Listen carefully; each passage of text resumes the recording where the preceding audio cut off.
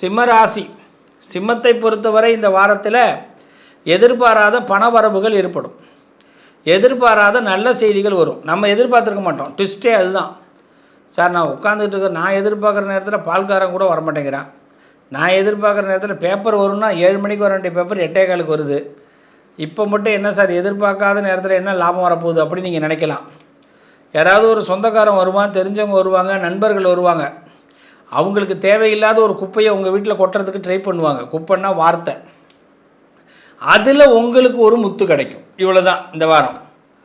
அவனுக்கு அது தேவையில்லை. அவன் யாரையோ பற்றி உங்களுக்கு கம்ப்ளைண்ட் பண்ண போகிறான். அப்போ யாராவது நண்பர்கள் மூலமாக, தெரிஞ்சவங்க மூலமாக இன்னொருத்தவங்களை பற்றி உங்கள்கிட்ட கம்ப்ளைண்ட் பண்ணுவாங்க. அந்த கம்ப்ளைண்ட்டில் உங்களுக்கு ஒரு நல்லது நடக்க போகுது. நமக்கு அதில் ஒரு மெசேஜ் இருக்குது.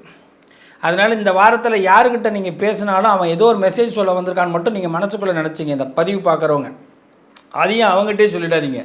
நீ ஒரு பதிவு நான் ஜோசியம் பார்த்தேன், ஒரு அஸ்ட்ராலஜி இதில் பார்த்தேன், நீ ஏதோ ஒரு எனக்கு ஒரு பாயிண்ட் சொல்ல வந்திருக்கேன்னு சொன்னார் அப்படின்னா அவன் சொல்ல வேண்டியதை மறந்துடுவான், இல்லை சொல்ல வேண்டியதை மறைச்சிடுவான். அதனால் இந்த காலத்தை, இந்த வாரத்தை பொறுத்த வரைக்கும் காலம் சக்கரம் உங்களுக்கு என்ன ஆகும்னா, ஏதோ ஒரு விஷயத்தை சொல்ல வருகிறது ஒரு நட்பு மூலமாக, உங்கள்கிட்ட பேசுகிறவங்க மூலமாக.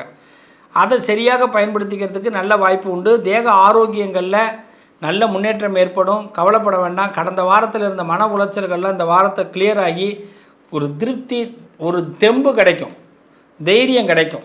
நம்புங்க, நல்லது நடக்கும். சிவபெருமானை வழிபாடு பண்ணுங்கள்.